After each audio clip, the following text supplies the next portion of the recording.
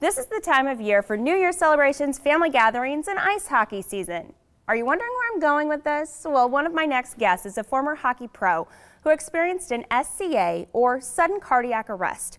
Craig Cunningham joins us to tell us more alongside cardiologist Dr. Matthew Hutchinson. Good morning to you, gentlemen. Morning. Good morning. Well, Craig, it was just over a year ago that you experienced an SCA. Take us back. Tell us what happened.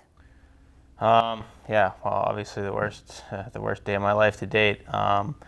Just like any other regular game day. I've gone through 500 or 600 of them throughout my life so far, and felt the same all day. Got up in the morning, went to morning skate, home for a nap and a meal, and back to the rink, and for my pregame warm up, and back onto the ice for that warm up.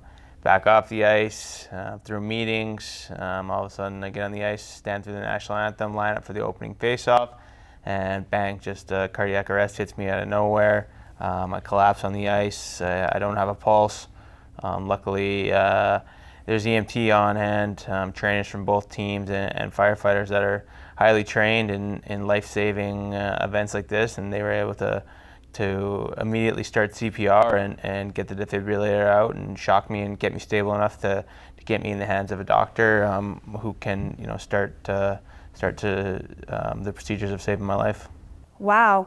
Well, doctor, what is an SCA and how's it different from a heart attack? It's a great question. SCA refers to sudden cardiac arrest. And think of it like someone turning off your electricity in your house. The normal heart rhythm goes away, and it's replaced by a very dangerous, fast rhythm in the bottom pumping chambers of the heart. So there's an immediate loss of the circulation and pulse. There's no oxygen delivery to the brain or the tissues. And unless that abnormal heart rhythm is corrected within a few minutes, then the patient oftentimes will die. And actually, more than 90% of the time, that's what happens for people that have SCA. Craig was lucky in the sense that he was in a place, as he said, where people could manage it and deal with it and resuscitate him and stabilize him enough to get definitive treatment. A heart attack is a problem with the plumbing, and doesn't typically involve abnormalities in the heart rhythm in most cases. Many people with heart attacks, the majority of people with heart attacks, have symptoms or have known heart disease. It presents with chest pain and chest discomfort, shortness of breath, things that you are all likely familiar with. The problem with SCA is oftentimes people have no symptoms. Craig's a healthy 26-year-old elite athlete, and boom, out of the blue, his heart stops. So that's the difficulty in treating it, is the lack of symptoms and the acuity of onset and the importance of treating it very promptly.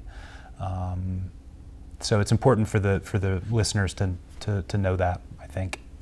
A healthy 26-year-old, it's really hard to imagine this. Craig, what can you tell us about your recovery and therapy and any ways to prevent this from happening? Well, I think it's obviously been a long year for me. I lost my career, my leg, and now I'm every day today wondering, man, what happens if this is going to happen again? What's this wrong with me? Why did this happen to me? And I think one of the biggest things for my therapy has been just a mental sureness that I don't have to rely on other people to be able to do CPR, to be able to